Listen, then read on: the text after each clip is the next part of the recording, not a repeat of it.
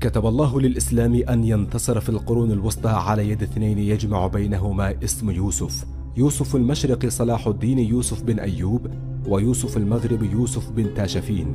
الأول أعاد القدس إلى ديار الإسلام، والثاني أنقذ الأندلس من السقوط وأجل سقوطها قرابة 400 عام.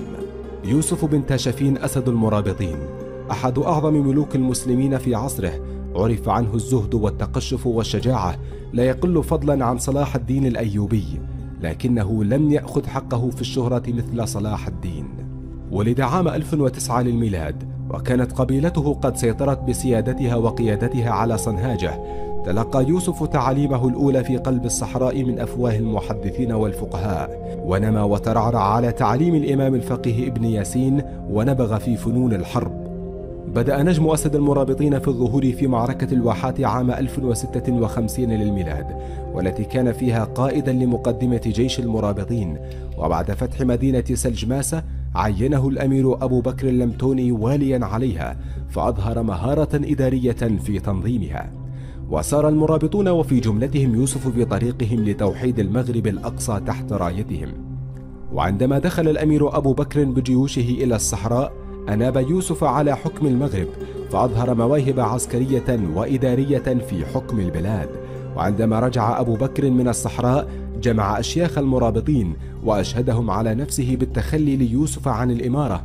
وعلل الأمير أبو بكر هذا التنازل لابن عمه يوسف لدينه وفضله وشجاعته وحزمه وعدله، وأوصاه الوصية التالية قائلا: يا يوسف، إني قد وليتك هذا الأمر وإني مسؤول عنه، فاتق الله في المسلمين، وأعتقني وأعتق نفسك من النار، ولا تضيع من أمر رعيتك شيئا، فإنك مسؤول عنهم.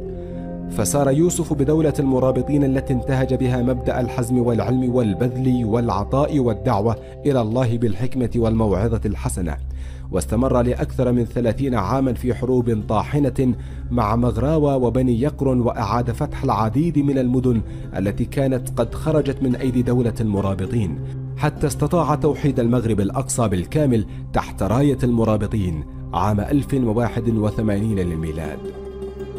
وخلال هذه الحقبة التاريخية كانت دولة المسلمين في الأندلس في أضعف حالاتها، حيث انقسمت إلى دويلات صغيرة في كل مدينة وصلت إلى 23 دويلة تناحرت فيما بينها، وعرف حكامها بملوك الطوائف، وتلقبوا بألقاب الخلفاء كالمأمون والمعتمد والمستعين والمعتصم.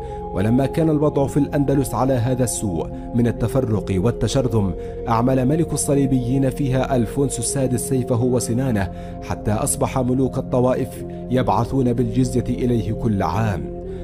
فضج ملوك الطوائف من تجبره وغطرسته، وقتل المعتمد رسل ألفونسو التي جاءت لتحصيل الجزية، فأعد ذلك الصليبي العدة لإفناء المعتمد وباقي ملوك الطوائف، مما دفع المعتمد بعد تفكير طويل إلى إرسال رسالة إلى الأمير يوسف بن تاشفين يستنجد به لينصر مسلمي الأندلس على النصارى وينقذ الأندلس من الزوال. فتأثر يوسف لمصاب إخوانه في الدين، عقد العزم على نصرتهم على ممالك النصارى. انزعج ألفونسو من مجيء المرابطين انزعاجا كبيرا، حيث شعر بعودة الروح المعنوية إلى أهالي الأندلس، وأرسل يوسف بن تاشفين إلى ألفونسو كتابا يعرض عليه الدخول في الإسلام أو دفع الجزية أو الحرب. ولما قرأ ألفونسو الكتاب زاد غضبه وقال: أبمثل هذه المخاطبة يخاطبني وأنا وأبي نجبر أهل ملته على دفع الجزية لنا منذ 80 سنة؟ وكانت هذه هي مقدمات المعركة الكبرى بين جيوش المرابطين والصليبيين في الأندلس، معركة الزلاقة، التي وقعت عام 1086 للميلاد. وفي محاولة لخديعة المسلمين أرسل ألفونسو السادس يحدد يوم المعركة، فأرسل أن غدا الجمعة وهو عيد من أعياد المسلمين، ونحن لا نقاتل في أعياد المسلمين، وأن السبت عيد اليهود وفي جيشنا كثير منهم، وأما الأحد فهو عيدنا، فلنؤجل القتال حتى يوم الاثنين. تسلم يوسف بن تاشفين الرسالة، وبوعي تام وبقيادة تعلم خبايا الحروب لم يعلم جيشه هذه الرسالة، إذ إنه يعلم أن الرجل مخادع، وبعد ترتيب الجيش وصلاة فجر يوم الجمعة هجم ألفونسو بجيشه ليتفاجأ بأن جيش المسلمين على أتم تعبئة وأفضل استعداد وبخطة محكمة وسياسة حكيمة وشجاعة نادرة. استطاع يوسف بن تاشفين أن ينتصر على النصارى انتصارا ساحقا، وأصاب الصليبيين مقتلة عظيمة، وولى ألفونسو مطعونا في إحدى ركبتيه طعنة أفقدته إحدى ساقيه، ولم يتبقى معه من جيشه إلا 500 فارس فقط. وكان يوسف بن تاشفين وقت معركة الزلاقة عمره 80 عاما، ورغم ذلك ضرب أروع الأمثلة في الشجاعة وحسن التدبير، وأصبح يوم الزلاقة عند المغاربة والأندلسيين مثل يوم القادسية واليرموك.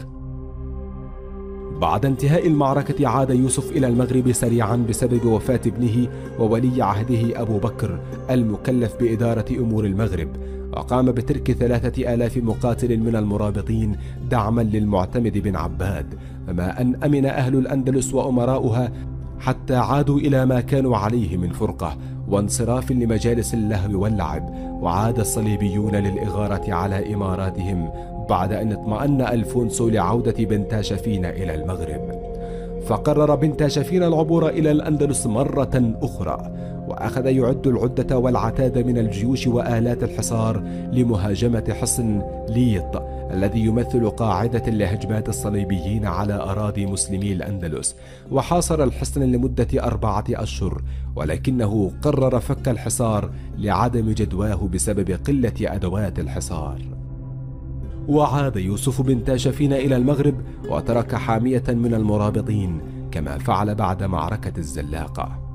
حاول بعض أمراء الأندلس توطيد سلطانهم وإن كان على حساب الإسلام، ولم يتورع بعضهم في التحالف سرا مع ألفونسو أملا في التمكن بمعاونته في طرد المرابطين الذين استدعوهم بأنفسهم من قبل.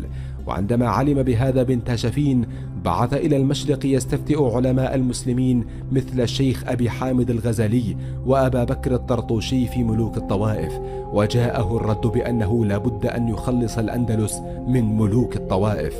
وعبر يوسف للمرة الثالثة الأندلس ليسقط ملوك الطوائف واحدا تلو الآخر، ويوحد الأندلس تحت حكم المرابطين، ويؤسس لدولة قوية استطاعت وقف الزحف الصليبي على الأندلس ل400 عام، بعد أن كانت على وشك السقوط في عصر ملوك الطوائف.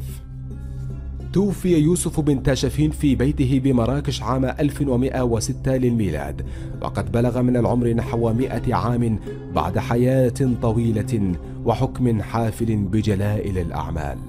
يوسف بن تاشفين أحد أعظم ملوك الإسلام، حكم أعظم إمبراطورية إسلامية قامت في الغرب الإسلامي، فضلا عن إنشاء الإمبراطورية المغربية الكبرى الممتدة فيما بين المحيط شمالا إلى السنغال جنوبا.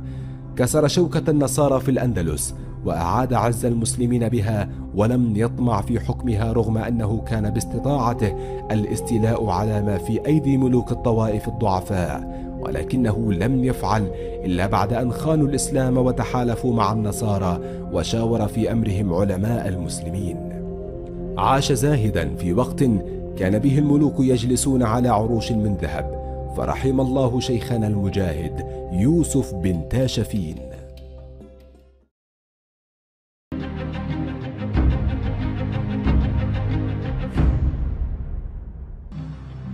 هل عانيت من البحث عن حقيقة شخصية ما ولم تجد ما تبحث عنه عبر شبكة الإنترنت الضخمة؟ إليك النسخة الجديدة من قناة متع عقلك. متع عقلك شخصيات، مكتبة السير الذاتية.